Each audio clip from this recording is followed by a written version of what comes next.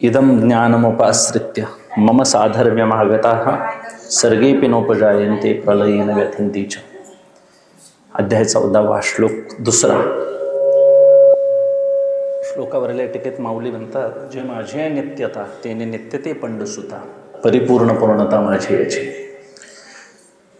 की देव अर्जुनाच्या निमित्तानं जीवनमुक्ती सांगतात, गुणातीत पुरुषाची अवस्था सांगतात, स्थितप्रज्ञ कसा असतो सांगतात. मग असा पुरुष काय होतो नेमका? तर ह्या माझ्या ज्ञानाचा आश्रय करून जे महापुरुष ज्ञानरूप झालेले आहेत, जे साधर्म्याला पोचलेले आहेत आणि परमार्थता सायुज्यही मुक्ती आहेच आहे. त्या सायुज्याला ब्रह्मत्व मानायचं नुसतं सायुज्य मानायचं हाही भेद आहे. असे ना का आपण सद्गुरू पोहोचलेले पुरुष, ज्यांना स्थितप्रज्ञ असं म्हटलं जातं, ज्यांची प्रज्ञा स्थिरावलेली आहे आत्मस्वरूपाच्या ठिकाणी, अशा पुरुषाला वाणीनं काही अनाख्यायी आहेत, ते बोलता येत नाही. काय म्हणून बोलायचं, त्यांच्याजवळ काय वाणी पुरी पडत नाही, ते वाणीचा विषय होत नाही. आणि असे महाराज सद्गुरू निरंजन महाराज, आम्हाला पाहायचं भाग्य लाभलं, तुम्हाला भाग्य लाभलं, आम्हाला लाभलं नाही. विनयानंद महाराजांचंही नाव महाराज आम्ही ऐकून पुष्कळ, देशमुख काकांच्याकडे तिकडं आपल्या शिवगडवर भेटायचं, ऐकायचे. त्यांच्या निमित्तानं त्यांचं दर्शन, ह्या गोष्टी तुम्हाला जेवढ्या लाभल्या तुम्ही भाग्यवान आहात. आणि त्यांची आजची 27वी काय आहे, पुण्यतिथी आहे. महाशारदा देवींचंही आज काय आहे, जयंती आहे. म्हणजे पूर्णत्वाला पोचलेले जे पुरुष आहेत.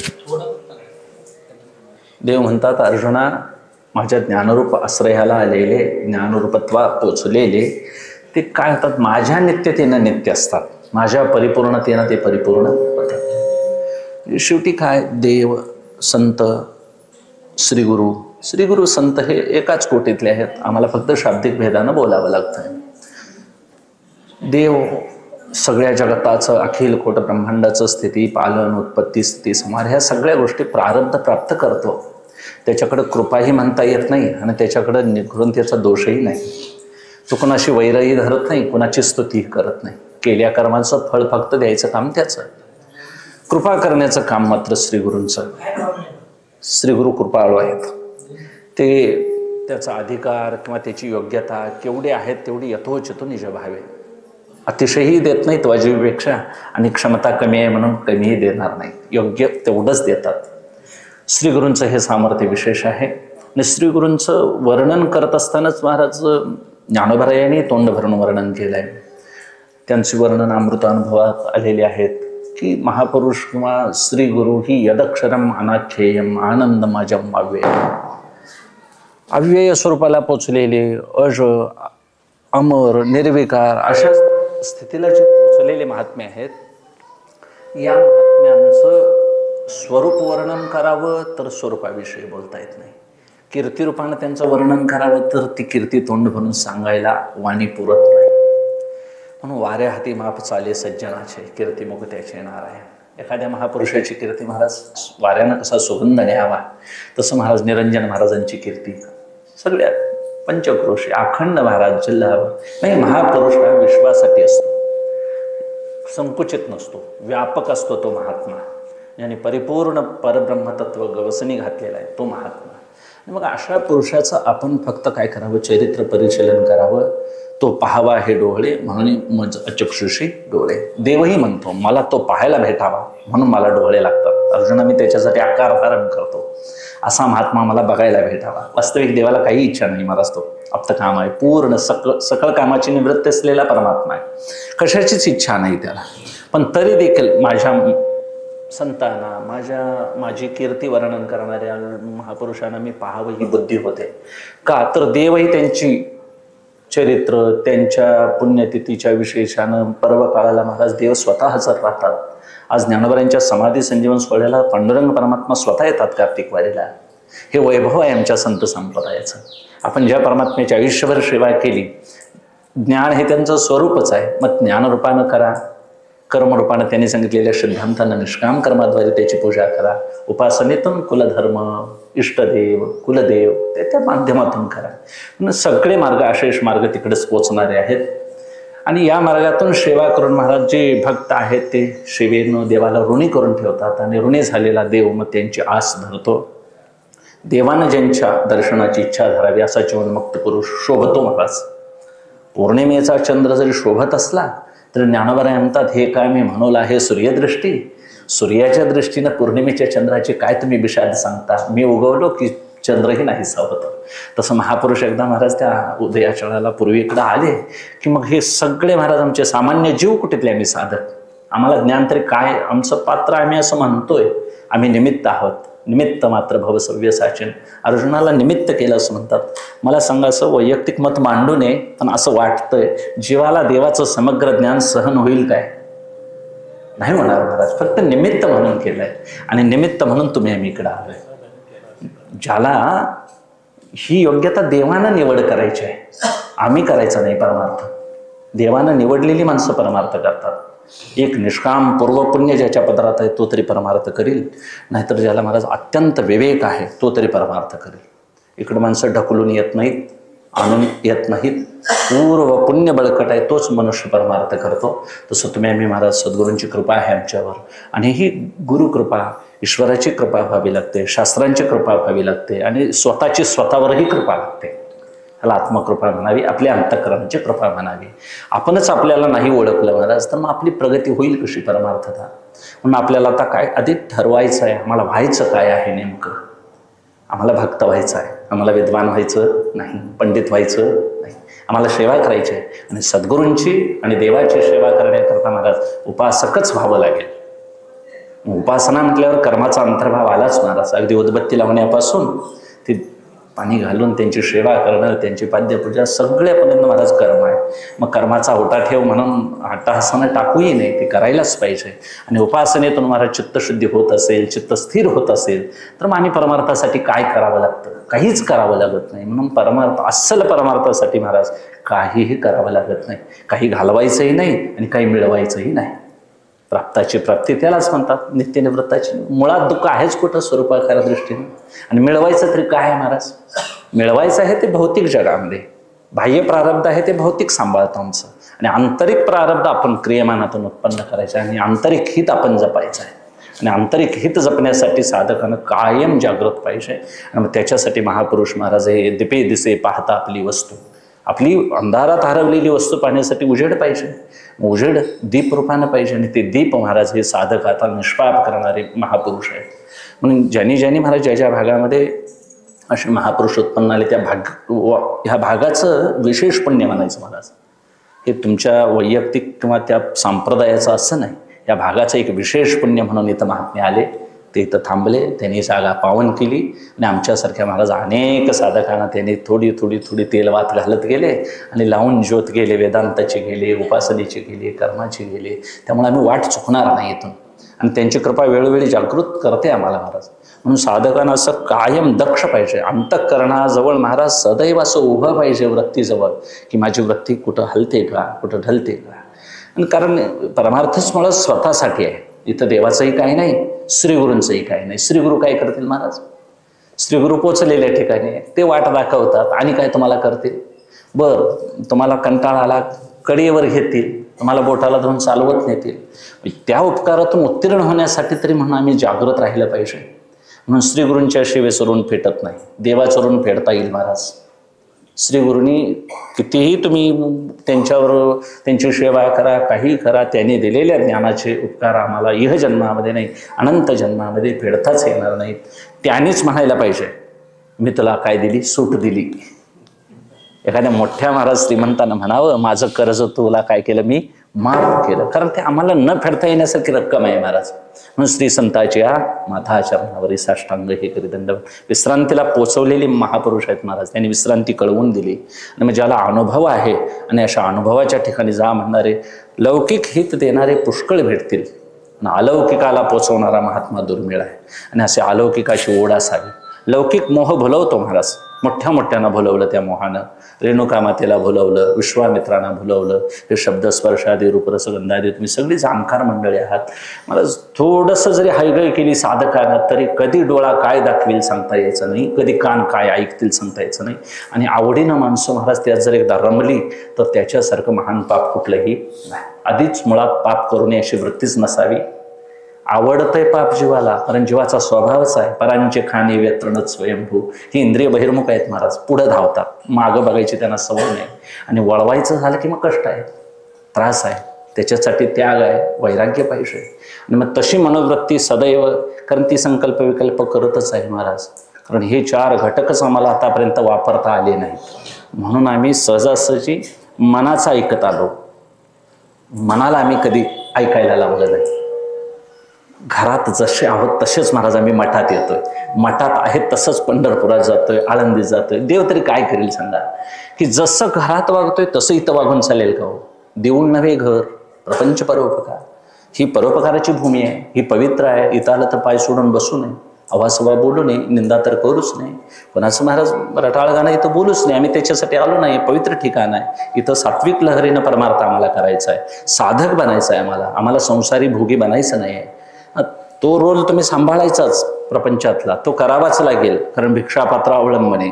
तो त्यागून आल्यानंतर महाराज मठाच्या बाहेर चप्पल काढून आत आल्यानंतर आमची भावना पवित्र राहिली पाहिजे, टिकवायचा प्रयत्न केला पाहिजे. जसं इथं वागतोय तसा आस्ते आस्ते संसारात देखील वागायचा प्रयत्न केला पाहिजे. बदल होता कामा नये महाराज. बदल कपड्यातला भौतिक बदल होऊ दे, पण अंतःकरणाला मात्र कधीही इतर धर्म, अर्थ, काम, मोक्ष हे पुरुषार्थ संपादन करताना फार फार जपावं लागतं.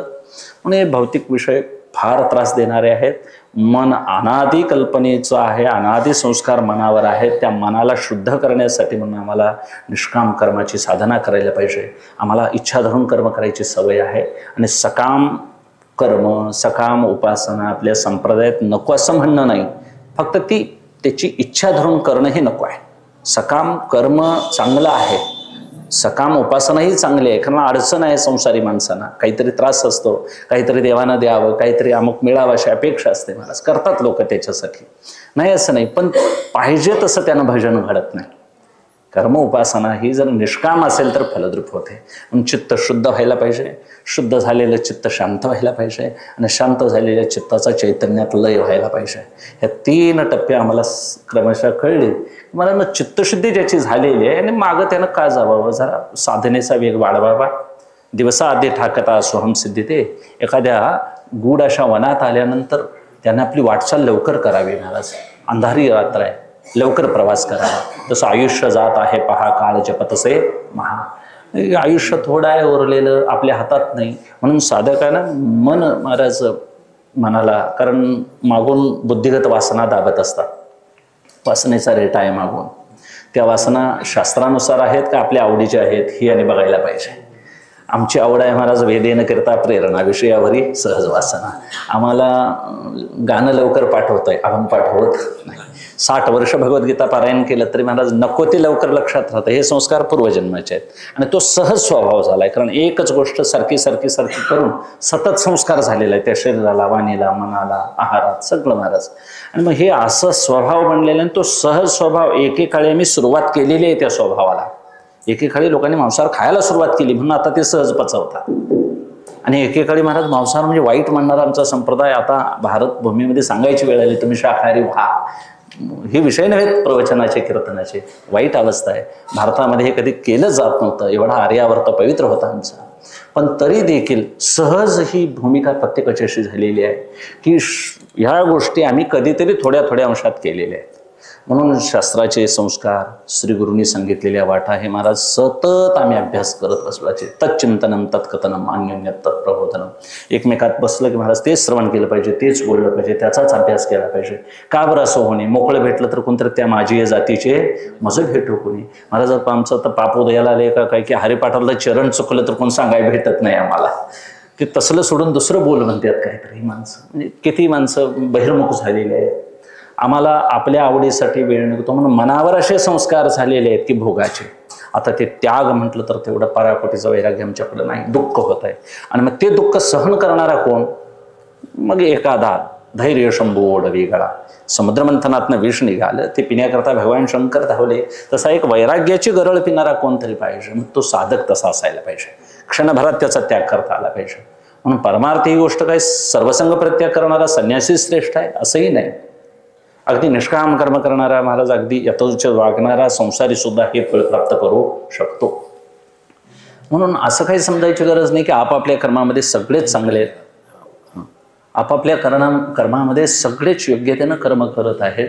फक्त ते मन संकल्प करतं, मी आज मठात जाणार. संकल्प करावे, चांगले आहेत महाराज, पण ते संकल्प करतात त्यावेळीच असा विकल्प उत्पन्न करतं की मठात जाईन, खरं अमुक माणसाचं तोंड देखील बघणार नाही.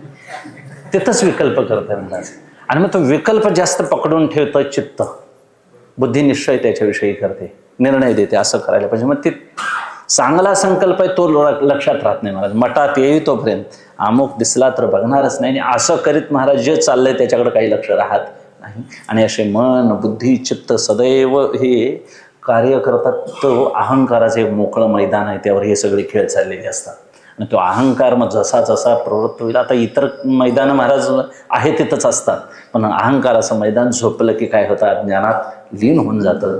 आणि मग कधी आणि तेच संस्कार घेऊन उद्भूत होतं. म्हणून चांगली कार्य करावी, चांगल्यांच्या संगतीत बसावं, चांगले विचार वाचावेत महाराज. फार फार सामर्थ्य आहे चांगल्या गोष्टीमध्ये. तो का म्हणे सत्यकर्मा व्हावे साह्य. सत्कर्मात एवढं सामर्थ्य आहे महाराज, परोपकारात एवढं सामर्थ्य आहे. यानं काय होतंय त्यानं काय होतंय म्हणणारा समाज आहे. काय होत नाही महाराज हे पुढं कळेल ज्यावेळी यम समोर उभा राहील त्यावेळी. तेही म्हणतात काहीतरी खोटंच सांगतात, असं भीती दाखवतात असं काही लोक म्हणतात. आता जे गेले त्यांना माहिती असेल, आम्हाला काय अजून माहिती नाही. पण महाराज सत्कर्मात ताकद आहे महाराज. थोडंसं असू दे पण सत्कर्म पाहिजे. आणि त्या सत्कर्मानं माऊली जर म्हणत असेल त्या ईश्वराची पूजा करता येते, तर मग आम्हाला इथं मठात राहून का बरं करता येणार नाही. ठाईच बैसुनी करा एकछत्र, का बरं आम्हाला फिरावं लागतं. टीका म्हणून असं म्हणतोय नाही, आमची माणसं आळंदीत ॲडमिट आहेत, देहूत आहेत, अक्कलकोटात आहेत, गाणगापुरात आहेत, असे का फिरतात मला असं म्हणायचं आहे. का मी मोठा अधिकारी नाही महाराज, कळवून घ्यायला का हरकत आहे. इतकं सोपं सांगितलंय. परतोनी पाठीमोरे ठाके, मीच आहे ते, दुसरं कोण नाही. आणि आपण देहाला मी आपलं अस्तित्वानं मी समजलं, बुद्धी म्हणजे ज्ञान समजलं, आणि विषयात आनंद समजला आम्ही. आणि देह बुद्धी आणि विषय यातच आम्ही गुंतलेले भोगी लोक महाराज. फार फार आमची मजल कुठपर्यंत जाईल, लौकिकात कुठपर्यंत मजल जाईल. फार मोठे तुम्ही अधिकारी व्हाल, फार मोठे शिक्षण क्षेत्र असेल, मोठे क्षेत्र असेल, नाही पण पारलौकिक ज्ञान तुम्हाला संपादत. आणि याच्यापेक्षा मग कर्मठ बरे महाराज. निष्काम कर्म करणारे, कर्मठ चांगले म्हणजे कर्माविषयी स्वर्गाविषयीची वैकुंठाविषयीची इच्छा धरून राहणारे ते निदान स्वर्गात तरी जातील, कारण ह्याच्यापेक्षा तिथं उच्च भोग आहे. जे विठे ना सरे, जे भोगिते याचे ने पवाडे पुरे, ते महासुखाचे सोयरे भावंडचे. महासुखाच्या पाठोपाठ स्वर्गसुखाची किंमत आहे माऊली म्हणतात. आणि तिथं मग अमृत प्यावं लागतं. तिथं का आमच्यासारखं भाज्या चटणी वगैरे असलं काही नाही. एकदा अमृताचा घोट घेतला की कायमस्वरूपी एकदाच प्यायचं, ते सारखं प्यावं लागत नाही. अमर होतं पण तेवढ्या पडतं. त्याला देश काल एवढी मर्यादा आहे, परिचिन्न आहे ते सुख. आणि मग त्या सुखापेक्षा सुद्धा महाराज सत्य लोकातलं सुख वेगळं आहे. त्यापेक्षा सगुण उपासकाला मोठं सुख आहे. त्या सगुण उपासकाचं सुख महाराज गोकुळीच्या सुखांत पार नाही का. किती उच्च, म्हणजे नित्य सुखापर्यंतची मर्यादा संतांनी सांगावे. बरं संत राहिले कुठं, खेड्यापाड्यात राहिले. सामर्थ्य ज्ञानामध्ये आहे महाराज. जेवढं तुम्ही सूक्ष्म व्हाल तेवढं सामर्थ्य आहे. स्थूलबुद्धी ठेवायची नाही. आणि स्थूलबुद्धीमध्ये एक भौतिक जग आहे. आणि भौतिकाला असं समजायचं जे आपल्याला भाग्यानं लाभलेलं आहे ते आपलं प्रारब्ध आहे. तिथून मन आस्ते काढायचा प्रयत्न करायचा. ह्या गोष्टी सांगायच्यासाठी नाहीत, कुणाला दाखवायसाठी नाहीत. म्हणून विद्वत्ता अंगात असावी, ती दिसू नये. श्रीमंती असावी, ती दाखवायची गरज नाही. तुम्हाला तुमच्या संसारापुरता योग्य पैसा, योग्य धन, दारा पुत्र हे मिळत असेल तर पांडुरंगाने ही आपली सोय केली असं म्हणावं. ईश्वर शरणागती पत्करावी आणि आस्ते त्यातून मन बाहेर काढावं. साधकाने एवढं जपायचं आहे. जपायला तुम्हाला देवही जवळ यायची गरज नाही आणि गुरुही जवळ घ्यायची गरज नाही. आपण आपले महाराज शुद्धचर्या आहे संतांचे पूजन. निरंजन महाराजांची कृपा व्हायची झाली तर चांगलं वागणं हे महाराज घर बसल्याही गृहिणींना तो आशीर्वाद देतील. घर बसल्या आम्हाला आशीर्वाद देतील, मला सुद्धा आशीर्वाद देतील. असं साधकाला वाटायला पाहिजे महाराज. म्हणून साधकांचा माया बाप दर्शन देतात. माऊलीनं असं का म्हटलं नाथांनी की ते कृपा करण्याची तयारी फक्त आपला अधिकारी पण पाहिजे, आपली योग्यता तशी तयार व्हायला पाहिजे. म्हणून अर्जुनाच्या निमित्तानं देव सांगतात हे ज्ञानाचा आश्रय घेतलेले महापुरुष हे जीवनमुक्त आहेत, गुणातीत आहेत, त्या सगळ्या अवस्थेच्या पलीकडे गेलेले आहेत, त्यांची त्रिपुटी नाहीशी झालेली आहे, साक्षात ते देवच झालेले आहेत. पण लोकसंग्रह करता ते काय करतात, वृत्ती थोडीशी शिल्लक राखलेली आहे आणि वृत्तीवर येऊन आता लोककल्याण त्यांना करायचं. त्याच्यासाठी ते महात्म्य परत घेईन मी जन्म यासाठी देवा म्हणतात. त्याच्याकरता सुखे घेऊ जन्मांतरी हेची करावया खरे असे. म्हणजे शेवटी काय त्यांना गवळणीमध्ये सुद्धा तुकोबाराय सांगतात, पाहती गवळणी तवती पालती दुधानी, म्हणते नंदाच्या पोरे अजी चोरी केली खरे. गवळणींच्या घरामध्ये दूध दही प्यायल्यानंतर देवानं भांडी फोडून टाकली नाही, ती पालती ठेवली याचा अर्थ कधीतरी ती आपल्याला भरता येतील. फोडून टाकली तर वापर करता येणार नाही. तशी वृत्ती रहित अवस्था एकदा जीवाला प्राप्त झाली, वृत्तीच चैतन्य होणार आहे. आणि मग ती एकदा चैतन्यात विलीन झाली, परत जन्म घेता येणार नाही. जन्म घेण्यासाठी जीवदशेसाठी थोडंसं भांडवल सात्विक ठेवलेलं आहे. त्याच्याकरता संत महात्मे येतात आणि त्या ज्ञानानं ते भारलेले असतात. म्हणून माझी नित्यता त्यांनी नित्यते पंडसुता त्यांनी जाणलेलं आहे मानवी जीवनाची नश्वरता. किती जीवन आपलं तकलादू आहे, किती कमी दर्जाचं आहे आणि आपली पारमार्थिक दृष्टीने किती उच्च आहोत. म्हणून संकोचोनी कार्य झालाशी लहान घेई आपोषण, बुद्धीत पडलेलं चैतन्याचा प्रकाश एवढंच माझं स्वरूप नाही, मागं वळून पहा जिथून प्रकाश आलाय तो मूळ आत्मप्रकाश किती आहे. त्याला उजेड असं म्हणतात, पक्का खरा उजेड तो. आणि आम्ही बुद्धीत फाकलेल्या उजेडात घेऊन नाचायला लागलोय महाराज. म्हणजे उपाधिगत आनंद एवढा मोठा आम्ही वाटतो आम्हाला, तर मूळ आनंद किती मोठा असेल. त्या आनंदाला सीमा नाही. म्हणून अवघे त्रैलोक्य आनंदाच्या आता मूळ तत्वाला ज्यांनी हात घातला. म्हणून सूर्यापासून कौल फुटल्यानंतर कौलाला छिद्र पडतं, छिद्रातून जो कवळसा भिंतीवर पडतो तो अगदी गोल आकाराचा असतो, त्यात प्रकाश असतो, थोडीशी उष्णता असते. सूर्याला जास्त उष्णता आहे, सूर्याकडेही गोलपणाच आहे, त्याच्याकडेही उजेड आहे. फक्त एक छिद्राच्या निमित्तानं भिंतीवर पडलेलं जे छोटंसं रूप आहे, ते छोट्या रूपामध्ये अल्पपणा आहे, अल्प सामर्थ्य आहे, अल्पशक्ती आहे, अल्परूप आहे त्याचं. सूर्य मात्र व्यापक आहे. तसं आमच्या बुद्धिसंबंधानं जो चैतन्याचा प्रकाश आमच्यात पडलाय, ज्याला जीव म्हणतात, जीव म्हणजे प्रतिबिंब चैतन्याचे, जे त्या जीवदशेला महाराज एक छिद्र कारण आहे. तसं बुद्धी नुसती कारण आहे आमच्या जीवदशेला. उपाधी म्हणून आम्हाला बुद्धी वापरायची आणि त्या बुद्धीत मग अनंत जन्माचे कर्माचे संस्कार आहेत. आणि ती वासना मग साधकानं महाराज बदलायचे. तिथं देवाची कृपा, श्रीगुरूंची कृपा असं नाही, दुसऱ्यावर ढकलून नाही चालणार. आपण जागा राहिलं पाहिजे महाराज. प्रारब्ध हे जीवनमुक्त पुरुषासाठीच आहे महाराज. खरं प्रारब्ध जीवनमुक्तच बघतो, कारण त्याला क्रियमानाचा लेप लागत नाही, संचित जळून गेलेला आहे. आम्ही प्रारब्ध म्हणायचं नाही, आम्ही क्रियमानात चांगलं वागलंच पाहिजे महाराज. बस सापाच्या बिळात हात घालून बघूया मला नशीब असलं तर चावतोय काय म्हणण्यात काय अर्थ आहे महाराज. आपण चुकीचं वागणार आणि प्रारब्ध मला बघूया काय करते नाही. आम्ही घरातून वेळानं सुटणार आणि देवाची इच्छा म्हणायचं. तसं कसं, मी आता इथं 12ला येऊन चालेल भाऊ प्रवचनला, वेळेत क्रियमान आपलं चांगलं पाहिजे. आणि क्रियमान ज्याचं करेक्ट चांगलं आहे महाराज, त्याला मग ब्रह्मदेवाचा आशीर्वादाची गरज नाही, आईवडिलांच्या देखील आशीर्वादाचं. चांगलं वागणं हीच महाराज परमार्थाची इमारत आहे. आता हे असं सांगायला गेलं की अधिकाराचा विषय येतो महाराज, आपल्याला कमीपणा वाटतो का, मोठी माणसं असतात समोर बोलता येत नाही. आणि मग अधिकाराचा विषय साधकानं सांभाळायचा. असं ज्यानं आपलं महाराज कर्तव्य सांभाळलं, योग्य वेळा सांभाळल्या, आपली आपली कर्तव्य जबाबदारीनं करणारे पुरुष ज्ञानोबरायला आदर देतात महाराज. 3ऱ्या अध्यायाच्या 24व्या श्लोकापर्यंत महाराज ब्रह्मार्पण ब्रह्माविर इथपर्यंत कर्म सांगतात. तिथून 12व्या अध्यायाच्या 12व्या श्लोकापर्यंत उपासना सांगतात. तिथून 15व्या अध्यायापर्यंत ज्ञानयोग सांगतात. अगदी काही सांगायला कमी केलेलं नाही. आम्ही फक्त कळवून घ्यायला पाहिजे. म्हणून दिसणाऱ्या त्रिपुटीगत सुखामध्ये साधकानं फार फार यात रंगू नये, रमू नये आणि ते घालवायचाही प्रयत्न करू नये. ते राहणारच आहे. स्थूल सृष्टी ईश्वराचं अंग आहे, सूक्ष्मसृष्टी हे त्याचं अंग आहे. यातून विचारानं कसं आपण बाहेर पडायचं, आपण यात अनासक्त राहायचं, यात अजिबात कसं कमळतळ राहतं त्या पद्धतीनं राहायचं. आणि शेवटी आपलं उपास्य दैवत कोण असेल, इष्टदैव कोण असेल, त्या पद्धतीनं महाराज व्यवहार करत राहायचे. फार कोणाचं जोखड ठेवूनही परमार्थ करावा असंही नाही. आपल्या आनंदाला बाधा होत असेल तर महाराज तिकडेही तुम्ही जाऊ नये. तुम्हाला योग्य आवडणाऱ्या देवाची तुम्ही उपासना करावी. तुकोबाराय म्हणतात ते त्यांचा तेवढा काय होता, अधिकार होता. शेंदरी हिंदरी दैवते. महाराज तुम्हाला इष्टदेव दत्त महाराज आवडत असतील तर तुम्ही दत्त महाराजांची उपासना केली पाहिजे.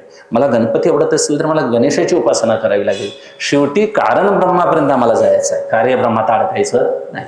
दिसणाऱ्या सगळ्या भूत ह्या योनींच्या मागं, दिसणाऱ्या आकार क्षेत्राच्या मागं एक चेतनाच आहे. जडाजडे अंशी राहटे जे सरिषी, चेतनाचे तुझसी भिन्न राहे. या सगळ्याच्या मागे मला जडातही चैतन्य आहे म्हणणारा सांगणारा वारकरी संप्रदाय आहे. वेदांत दर्शन किती वारकरी संप्रदायाने जपलं. मग अद्वैत वेदांत वारकऱ्यांनी कोणाला धक्का न लावता महाराज आम्हाला आटोकाट सांगायचा प्रयत्न केलेला आहे. आणि यातून एवढंच आपण कळून घ्यायचं, समजूत पटवून घ्यायची आहे. परमार्थामध्ये काहीच करायचं नाही. ज्याची समजूत पटली तो शहाणा. मोडतोड काही करावं लागत नाही. मोडतोड करायचं काही लिहिलेलंही नाही महाराज. जे लिहिलंय ते महाराज जास्त साधकांच्यासाठीच आहे. जी देवळाकडे येत नाही, नास्तिक आहे, दुर्जन आहे, अशासाठी अभंग सुद्धा क्वचितच आहे. चुकतील आपली मुलं म्हणून वाटा दाखवल्या महाराज म्हाताऱ्या माणसाने. तसं साधू संतांनी चुकतील म्हणून अभंग लिहिले. निर्वाहापुरते अन्नाच्छादन, खायापुरतं झालं, लेहंग्या नेसण्यापुरतं झालं, कशाला अडकून पडतोस. पुढं वासना दंबवते म्हणून ब्रह्मरस उघडी तयाशी फावली. ब्रह्मरस घ्यायचा आहे, वासना समोर गेली पाहिजे. असं टप्प्याटप्प्याला आम्हाला त्यांनी जागं केलं. आणि काही खर्च केलं नाही महाराज. इथंच आले, कोणत्या धर्माला धक्का लावला नाही, त्या धर्माचं खोडून टाका, माझा धर्म तिथं बसवा, असं नाही केलं. वैदिक वारकरी संप्रदायाचं अंग आहे वारकरी संप्रदाय. आमचा मूळ धर्म महाराज ही संस्कृती अनादी कालापासून चालत आलेली. आणि त्यात आपल्या महाराष्ट्र, कर्नाटक, तेलंगणा यामध्ये वारकरी संप्रदाय एवढा मोजका आहे. एवढा काही व्यापक बुद्धीनं नाही, पण व्यापक दृष्टीनं विचार मांडणारे संत आम्हाला भेटले. विश्वाचा विचार मांडणारी माऊली भेटली. चिंता करतो विश्वाची म्हणणारे आम्हाला समर्थ भेटले. कुठं जन्माला आले समर्थ आणि चिंता विश्वाची करतात महाराज. म्हणून समन्वयाचा आम्ही सगळ्या संतांच्या समग्र दर्शनाचा विचार करून त्याच्यावर महाराज एक समजूत पटवून घ्यायची. काही नसतं, बदल काही करावा लागत नाही. आपल्या मनोभावना, मनोवृत्ती या सगळ्या गोष्टी परमार्थाला योग्य आहेत का असं सजग राहावं म्हणून सावध झालो हरीच्या आलो. ज्यानं दक्ष राहायचं महाराज त्यानं बाहेरून पवित्र राहिलंच पाहिजे, अंतःकरणानंही पवित्र राहिलं पाहिजे. जे ज्ञान जसं आहे तसं स्वीकारायचं म्हटल्यावर किती भांड पवित्र पाहिजे. आमटी कालवण करणाऱ्या महाराज अगदी तिखट मीठ ज्याच्यात वापरलं जातं अशा भांड्यात दूध थांबतं का हो? नाचतं ते. म्हणजे भांडं सुद्धा दुधाचं कसं पवित्र पाहिजे, तसं आपलं आत्मज्ञान घेण्यासारखं भांडंही अंतःकरण रूपी पवित्र पाहिजे. गुरुकृपा करतील, अधिकारानं महाराज तुमच्यावर ते करून दाखवतील, पण ते सातत्य ठेवणं मात्र हे काम आपलं आहे. हे दुसऱ्यावर तसं ढकलणं आपलं योग्य नाही. म्हणून इथं समजूत पटवून घ्यायची. एका घरामध्ये सारवण सुरू होतं महाराज दसऱ्या दिवाळीच्या वेळेला. आणि ती आई एक त्याची सारवत होती, पोथेला देत होती वर भिंतीला. आणि तिचा लहान मुलगा आला आणि शाळेला जाण्याकरता दुपारच्या वेळेला आला, रुपया मागायला लागला. रुपया मागायला लागल्यानंतर मग आईनं आपल्या कनवटीला हात घातला आणि रुपया टाकला. त्यावेळी काठीचे माळे, त्यावेळी काय फळ्या वगैरे स्लॅब नव्हते. त्यानं खाली पडलेला रुपया घेतला आणि गलीतून चालला. तो पण त्या गलीत एक असा मुलगा होता, ते कुणाच्या हातातला पैसे राखत नव्हता. एक वांड होता मुलगा त्या गलीमध्ये. महाराज त्यानं त्याच्या हातावर हात मारला आणि घेऊन गेला. हे ज्याचा रुपया होता ते रडायला लागला मुलगा. त्या आईकडे आला, आई माझा रुपया त्या मुलानं नेला आणि मग मला आता पैसे नाही. त्या आईनं काय केलं नाही महाराज, मोठ्यानं एवढंच म्हणाली, तो त्या मुलाला ऐकू जाईल असं मोठ्यानं बोलली ही आई, काय माळ्यावरूनच, की तो रुपया नेऊ दे म्हणाली, भाड्यातून नेऊ दे. त्याला तो दुकानदार मारल्याशिवाय सोडणार नाही, कारण तो रुपया खरा नसून कसा आहे, खोटा आहे, एवढं म्हणाली महाराज. त्यानं ते ऐकलं आणि त्याला असं वाटलं याच्या आईनं आणि यानं मला मार बसण्यासाठी हे काहीतरी रचलंय असं वाटलं. त्याची बुद्धी बदल झाला महाराज. ते रुपये घेऊन आलं परत, हे तुझा घे म्हणालं आणि टाकून गेलं. मला सांगा, त्या आईनं आपल्या मुलाचं रडणं थांबवलं, दुसऱ्या मुलाची चोरी थांबवली. रुपया दुसरा दिलाय का पहिलाच रुपया आहे? ह्या मुलानं रुपया घेतला. आई खोटा म्हणते कर, हा खराच आहे. आणि असं का तू आई बोललीस, तू आता का हे खरा रुपया आहे? मला त्यानं परत देण्यासाठी बोललो म्हणाली, दुसरं काही मी केलं. बुद्धीत फक्त समजूत बदलून घेतली, त्याची चोरी थांबवली, आपलं काम करून घेतलं आणि दुसऱ्याच्या मुलाला पापापासून आपल्या मुलाचं रडणं थांबवलं. आपलं काम थांबवलं नाही, आपला पोतेरा सुरू आहे वर महाराज, उतरली देखील नाही. तसं ज्ञानोबारायांनी आळंदी सोडली नाही, काही केलं नाही महाराज. एका ठिकाणी बसून विश्वासाठी, वय केवढं त्यांचं, ओठ पिळलं तर दूध निघतील महाराज. आणि आता आमची मुलं त्या वयाची काय करत आहे, दिशाहीन प्रवास सुरू आहे महाराज. तुकोबारायाने कुठं सोडला महाराज, आपली जागा सोडली नाही महान पुरुषांनी कधीच. त्यांच्याकडे शिकायला लोक जात होते, ती विद्यापीठं होती महाराज त्या काळात. आता विद्यालय काढायची वेळ आली, अकॅडमी काढायची वेळ आली. होऊ दे, चांगली गोष्ट आहे, जमेची बाजू आहे, परमार्थ वाढणं ही गरजेची गोष्ट आहे. पण त्या काळामध्ये गोंदवले म्हणा, माणगाव म्हणा, ही दत्त संप्रदायाची ठिकाणं, अक्कलकोटसारखी ठिकाणं, ही सगळी नामसाधना जिथं जिथं होते महाराज, तिथे महाराज साधकांना अगदी लीन होऊन त्यांची काय करायला पाहिजे, सेवा करायला पाहिजे. आणि मग हे ज्ञानोबाला सगळे संत हे जाणून होते की परमार्थाची अंतिम दशा जीवनमुक्ती आहे. तिथं काही करावं लागत नाही, त्याला विधी किंकरता राहत नाही. आता झाला स्वेच्छाची विधी, स्वैर झाला समाधी. अशा पुरुषानं शिवयात्रा केली, मोकळा चालला तरी इकडं काही त्याने हातवारे केले तरी महाराज तो वेदाचा विधी म्हणावा, त्याने बोललं तरी काय शास्त्र निर्माण होतं. म्हणून जीवनमुक्त पुरुषांच्याकडं महाराज शरीरदृष्टीनं बघता येत नाही, म्हणून साधू कळेल असं सांगता यायचं नाही. सिद्ध पुरुषावर सहजासहजी साधुत्व बुद्धी होत नाही असं विचार आहेत महाराज. का होत नाही तर आम्ही व्यावहारिक दृष्टीने बघतोय. आमची नजर आहे भौतिक, ते आहेत पारमार्थिक दृष्टीने. ते आहेत उच्च आसनावर, उंच देवाचे चरण ते झाले अधिष्ठान. आणि आम्ही बघतोय भूतलावरून, आम्ही बघतोय विकारी दृष्टीनं. विकारी दृष्टीनं तो कसा चैतन्याचा प्रकाश आपल्याला लाभेल, नाही शक्य. आणि तो प्रत्यक्षाचा विषयही होत नाही, तो प्रत्यक्ष रूप आहे. म्हणून आत्मस्वरूप प्रत्यक्ष झालेले महान संत आहेत, तरी देखील महाराज ते खाली उतरतात आणि आमच्याकरता सांगतात स्वल्प वाटे चला जाऊ. आम्ही चला, आम्ही हाताला धरून ते न्यायला तयार. किती त्यांचं एवढ्या महाराज कोण घाणीत उतरायला तयार राहिला आमच्यासाठी, जीवदशेसाठी कोणी यायला तयार आहे. आणि एवढं चोख ज्ञान ज्यांच्याजवळ आहे, चोख कर्म, सगळे संत निष्काम कर्मानं भरलेले आहेत, निष्काम उपासने भरलेले आहेत महाराज. ज्ञान चोख त्यांच्याजवळ वस्तीला आलेलं आहे. हे व्यवहारता म्हणावं लागतं, वस्तीला वगैरे काही येत नाही महाराज, काही कुठं जावावं लागत नाही, कुठे असं बोलायचं. कारण आम्हाला एक सवय झालेली आहे, इकडून तिकडं जाणं म्हणजे प्रवास. परमार्थामध्ये प्रवास वगैरे काही नाही आहे. तिथं मग ठाईच वैसोनी असं लिहिलं नसतं, ठेविले अनंते असं लिहिलं नसतं. काही सिद्धांत आहेत महाराज ते अगदी पराकुटीचे पटवूनच आम्हाला घ्यावे लागतील. आहे तिथं वृत्ती ज्याला ज्याला शांत करता आली महाराज, त्या वृत्तीमध्ये निश्चळत्व एकदा आलं की परमात्म्याचं प्रतिबिंब पडायला वेळ लागत. आणि मग असं कळवून घ्यायचं, विषय सुख गौण आहे, अनित्य आहे, नाशवंत आहे, परिणाम ताप संस्कार दुःखानं भरलेला आहे, ते क्षय अतिशय दोषानं युक्त आहे. आणि मग एवढं कळल्यानंतर आणि परत का महाराज तिकडं मग जीभ का आवरू नये, डोळे का आवरू नयेत, वाणी बोलणं का आवरता येऊ नये महाराज. आपली लीनता, आपण दैवी संपत्तीनं युक्त व्हायला पाहिजे. अर्जुन दैवी संपत्तीनं युक्त आहेत आणि ही साधना आपण हे भांडवल गोळा करायचं आहे. आम्ही परमार्थी माणसं, आम्ही आमच्या व्यवहाराला लागणारं भांडवल गोळा केलं पाहिजे. आणि परमार्थिक भांडवल ज्यानं गोळा करत त्याचा वापर योग्य त्या ठिकाणी करत गेल्यावर यश दूर नाही महाराज. म्हणून ही ब्रह्मनिष्ठता महापुरुषांनी जी जोपासली, जी लाभली महाराज, त्यांनी परंपरेनं ज्ञान स्वीकारलं. स्वतःच्या बुद्धीनं अभ्यास केला नाही. स्वतःच्या बुद्धीनं वाचन करता येईल, एखादं शास्त्र परिशीलन करता येईल, पण परंपरेचे शब्द काय कळणार. परंपरेनं आलेल्या शब्दामध्ये गांभीर्य असतं, ते गुरूंनीच आपल्याला शिकवावे लागतील. म्हणून गुरूंचे उपकार अनन्यसाधारण आहेत. श्री गुरुकृपा हा एक विषयच वेगळा आहे. त्या सेवेमध्ये दृष्ट अदृष्ट अशी फळं आहेत. आम्हाला ते कधी धरतील हातात तर काय करून ठेवतील, कृपा कटाक्ष निहाळलेले एवढं सामर्थ्य आहे. आम्ही त्या योग्यतेनं तसं तिथं मात्र राहिलं पाहिजे. महाराजांनी अनंत कृपा करून महाराज इथं सगळे साधक तयार केले, त्यांची कृपा आहे. त्यानंतर विनयानंद महाराजांचंही चरित्र आम्ही ऐकून आहे. समग्र चरित्र काही लाभलं नाही ऐकायला, अभ्यास करायचा प्रयत्न करेन. म्हणजे ही सगळी मंडळी महाराज भाग्याने जन्माला आली. हे एक विशेष भाग्य लौकिकातलं. आळंदीचं भाग्य केवढं मोठं, दिहूचं भाग्य केवढं मोठं, हे लौकिकात कळायला पाहिजे. म्हणून तिथल्या यात्रा, तिथं जाणं येणं तीर्थयात्रेच्या निमित्तानं आमच्या साधकांच्या त्या यात्रा आहेत. इतर ठिकाणी जायचं नाही महाराज सकाम म्हणून, तिरुपती बालाजीला जायची गरज नाही, ती कर्मठांची यात्रा आहे. काशी वाराणसीला जायचं तर महाराज तिथून यायचंच नाही, मग जायचं कशाला काशीला. नियम आहेत त्या क्षेत्राचे महाराज. मग जायचं अट्टहासच का कर, काशीला मरणमुक्ती वाराणसी, तिथं मरावंच लागतं. आणि मरायला गावाकडे कशाला यायचं. म्हणून शहाण्या मनुष्याने महाराज अक्कलकोट, गाणगापूर, देहू, आळंदी तुम्हाला बरं वाटेल महाराज. अत्यंत ज्ञान आमच्या संप्रदायाने ठेवलेलं आहे. कुठल्याही संप्रदायाशी महाराज छेद भेद करायची गरज नाही. सगळे संप्रदाय अगदी सर्वज्ञ आहेत, सगळे आचार्य कृपाळू आहेत. सगळ्यांनी मोक्षाकडे जाण्याचा काय लिहिलेला आहे, रोख लिहिलेला आहे. फक्त त्यांचा एक पंथ आहे, त्यांचा एक ग्रंथ आहे आणि त्यांचा ठराविक संत आहे, त्यांना आपण मान्यता दिली पाहिजे. तिथं वर चढ खाली असं काही नाही महाराज. सगळ्या संतांनी टाहो पडून जीवाला दुःखापासून परावृत्त करण्यासाठी हे सगळं सखोल लिहिलं. आणि त्यांच्या कृपेने महाराज अनेक महापुरुष त्या पंथामध्ये तयार झाले.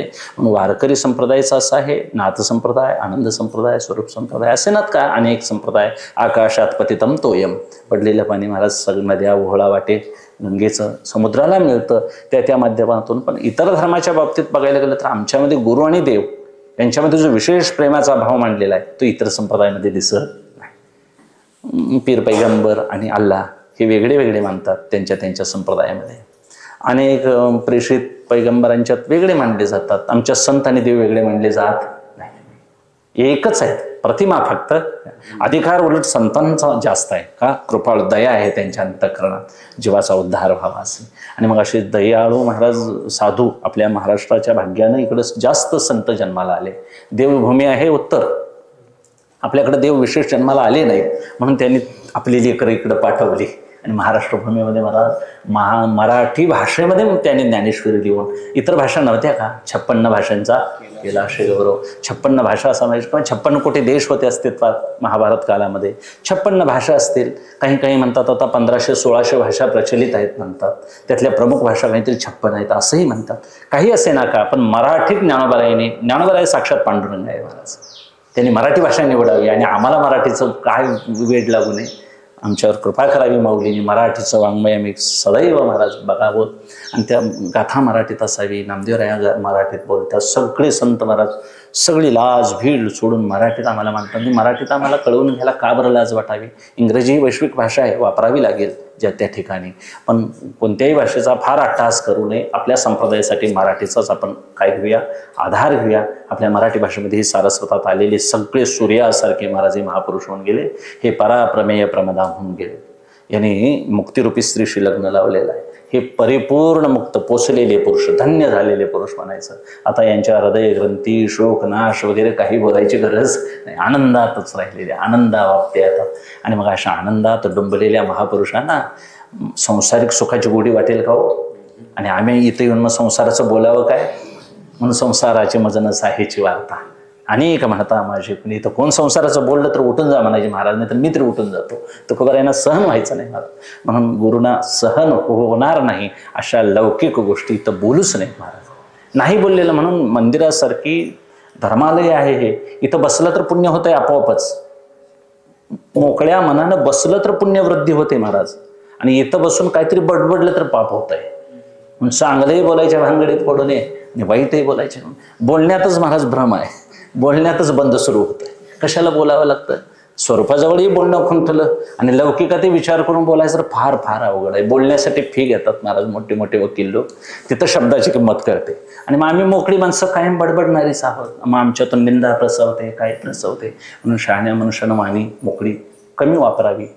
वाणीत 2 महाराज रसग्रहणही जीभ करते आणि बोलतेही. रस सुद्धा महाराज आपल्याला बुद्धी सात्विक होईल असंच सेवन करायचा. रस आवरण, जीव आवरण हे एक महाराज इंद्रिय निग्रह फार फार बलवत्तर आहे. इंद्रियांनी मोठ्या मोठ्यानं महाराज बुडवून टाकलं. बलवान हे इंद्रिय ग्रामो, मी विद्वत्तावान आहे म्हणून इंद्रिय आवरता येत नाहीत महाराज. म्हणून रस विषय, कृष्ण विषय या गोष्टी का परमार्थामध्ये सांगितले त्यांनी, फार कठीण आहे. म्हणून पांडुरंग परमात्म्यानं श्रीगुरूंनी आमच्यावर कृपा करावी आणि आमच्याकडून असा परमार्थ सिद्धीला जावा की लौकिकापुरता परमार्थ होऊ नये, अलौकिक आपल्याला ते प्राप्त व्हावं. आणि कोठेही चित्तासे नसावे बंधन, कुठेही चित्त बांधलं असो नाही. हे मला आवडतंय, ते मला आवडतंय, ही फुटकळ महाराज आहे. आपल्या जीवनात आम्ही एक मान्यता ठरवलेली असतात. मोठं घर, मोठी नोकरी, रत्नासारखी बायको, हिऱ्यासारखी मुलं, हे नुसते म्हणी आहेत महाराज. पुरा आरबधन मिळते तेवढं मान्य करायचं आणि गप्प बसायचं. कुठला हिरा आणि कुठलं मोती महाराज. सकाळी गोड बोलणारी पत्नी दुपारी शिव्या देते आणि संध्याकाळी तीच आम्हाला मारायला उठते. मग आता पत्नी बदलली काय प्रतिकूल भाव झाला, अनुकूल प्रतिकूल होतं. आणि जिथं अनुकूल प्रतिकूलता आहे तिथं द्वंद्व आहे, द्वंद्व आहे तिथं भय आहे, भय आहे तिथं महाराज प्रसन्नता कुठं असेल. देखे अखंडित प्रसन्नता अति जेत चित्ता रिग्णे नाही संस्था संसार दुःखा. संसार दुःख म्हणजे जिथं महाराज रागद्वेष आहे, भय आहे, जिथं चढाओढ आहे, मत्सर आहे, स्पर्धा आहे, ते परमार्थ नावाची गोष्टच नाही. तिथून उठून गप घरला जावं असं ज्ञानोबरायांचं सांगणं आहे. मग तो मठ असो, फड असो, कीर्तन परंपरा असो आणि काय असो, हे रागद्वेषासाठी नाहीच महाराज. प्रत्येकाना इथं अधिकार आहे महाराज. सकाळ अशी येते आहे अधिकार. साधक आश्रमामध्ये महाराज शिकण्याकरता मुलं यायची. मारुती बाबा गुरव त्या काळी कुरेकर बाबा सांगतात की आश्रमात येणारी मुलं कोणत्या अधिकाराची आहेत. जोग महाराज स्वतः उंबरठा पुजायचे आश्रमाचा. का माऊली कोणत्या रूपाने येईल मला सांगता यायचं नाही म्हणायचे. म्हणून आश्रमात विरोध कोणाला केला जात नव्हता त्या काळात. येईल त्यानं शिकावं. अधिकारी पण आम्ही कसं जोखणार येणाऱ्या माणसाचं, कोण कसा येईल. दत्त महाराज आतिथ्य रूपाने आले महाराज श्रीपाद वल्लभांच्या दारात. कसे आले? श्रेयाळ राजाच्या दारात जे भगवान शंकर गेले कुशळ वेश धारण करून, तिथं काय ओळखणार? देव कसा येतो, साधू कसा येतो? मग कुणाची चिन्ह कपड्यावर, कुणाची चिन्ह महाराज या देहद्वयावर बहू नयेत. परमार्थामध्ये त्याची अंतरंगाची तपासणी झाली पाहिजे. आणि अंतरंग हे देवाला कळतं, ते जगाला सांगायची गरज नाही. कळावे त्याशी कळे अंतरिक्ष म्हणून एक देवाला भिवून सेवा असावी. श्रीगुरूंना दोष लागू नये. आपण संप्रदाय स्वीकारलाय, ते श्रीगुरूंना पाप लागू नये असं आपलं आचरण पवित्र असावं. महाराज एक वेळ तोटा सहन केला तरी चालेल भौतिकातला. भौतिकातला तोटा काय, अनेक जन्म आम्ही तेच करत आलोय, मिळवत आलेलो आहे. एक जन्म काढूया परमार्थासाठी. एक निमिष म्हणण्यापेक्षा एक जन्म काढूया की आत्ताचा, आणि थोडा थोडा अभ्यास केला तर पुढल्या जन्मी महाराज सुचिनाम श्रीमतांगे हे चांगल्या घरात जन्माला घालील, जिथं परमार्थ तयार आहे अशा ठिकाणी घालील आणि आमचा उद्धार करेल. पांडुरंग परमात्मा कनवाळू आहे. सद्गुरू आपल्याला ते काय देतील, आशीर्वाद देतील, तिथेही वेगळ्या रूपाने येऊन आम्हाला कृपा करतील महाराज. म्हणून आपला एक धीर असा असावा, एक विश्वास असावा. परमार्थात ही श्रद्धा कामाला येते. म्हणून पारमार्थिक हित आपण साधकाने जपायचं आहे. लौकिकाला फार भुलायचं नाही आणि ते कुठं ढकलूनही घालवायचं नाही आणि कुणाला त्यागा म्हणून फार फार अट्टासही करायचा नाही. फक्त रमायचं नाही, रंगायचं नाही. ते ध्यान नुसतं जरी झालं तरी महाराज शंका त्रास करते.